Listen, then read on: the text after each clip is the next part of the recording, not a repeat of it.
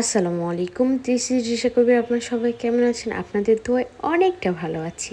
এই তো সেদিন ছিল জমিদারের বাড়িতে গিয়ে আমরা তার ঘরগুলো আমরা প্রত্যেক প্রবেশ করছিলাম। আসলে প্রত্যেকটা ঘরে একটু না একটু জমিদারের জিনিসপত্র ছিল। আর আমার পাকনা বুড়িটা একাই সিঁড়ি বাই সিঁড়ি যাচ্ছিল। তার বাবা একটু ভিডিও করে নিয়েছে। আমার পাকনা বুড়িটার জন্য সবাই দোয়া করবেন প্লিজ। আর এখানে আমাদের ভিডিও করা নিষেধ করছিল, আসলে তারপরও আমি একটু ভিডিও করে নিয়েছি। যেগুলা জমিদারে যেগুলো উনি পূজা করতো সেইগুলো তার সাজে রাখছে, যেমন আয়নাগুলো ছিল, ঝাড়বাতি ছিল, প্রত্যেকটা আয়না কিন্তু ঠিক ছিল, একটা ভাঙ্গা ছিল না। তার চেয়ার ছিল, বাক্স ছিল কাঠের, অনেকগুলো বাক্সও ছিল, তারপর খাট ছিল, তারপর চিনি গ্লাস ছিল, হাবিজাবি অনেক কিছুই ছিল তার। সেগুলো সুন্দর করে সাইজে লিখে রাখছে যে এটার নাম কি, সব কিছুই ওনারা উল্লেখ করছে। পরিবেশটা অনেকটাই সুন্দর, সব সুন্দর করে রাখছে। সব রুম, সব ঘরে ঘরে একটা করে লোক রাখছে যেন কেউ হাত না দেয়, ভিডিও না করে।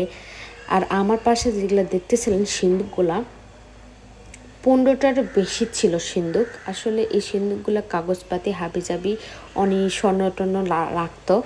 তারপর আমরা নলকূপ এবং পুকুরে গিয়েছিলাম, ওখান থেকে ওনারা গোসল করতো, পানি খাইতো। পরিবেশটা আমাকে অনেক ভালো লাগছে, অনেক গাছপালা লাগছে, শাকসবজির গাছ, ফুলের গাছ, ফলের গাছ, সব কিছু সুন্দরভাবে রাখছে। তারপর আমরা যাওয়ার পথে একটা গার্ডেনে ঢুকছিলাম। সেটুকু মানে কোনো কিছুই নাই, কিন্তু মানে দোলনা আছে, স্লিপার আছে, একটু পরিবেশটা ঠান্ডা। এজন্য যাওয়ার পথে আমরা বাড়িতে যাওয়ার পথে আমরা একটু মেয়েকে আনন্দ দেওয়ার জন্য আমরা এখানে ঢুকছিলাম, কেননা আমার মেয়ে স্লিপারে অনেকটাই মজা করে, আপনারা দেখছেন। আসলে সে অনেক সাহসী একটা মেয়ে। এ বয়সে এরকম সাহসী কার ঘরে আছে? কিন্তু আমার মেয়েটা একটু ভয় করে না, ওর যেটা মনে হয় সেটাই করে। সবাই আমার মেয়েটার জন্য দোয়া করবে, মাশাল্লাহ বলতে কেউ ভুলবেন না।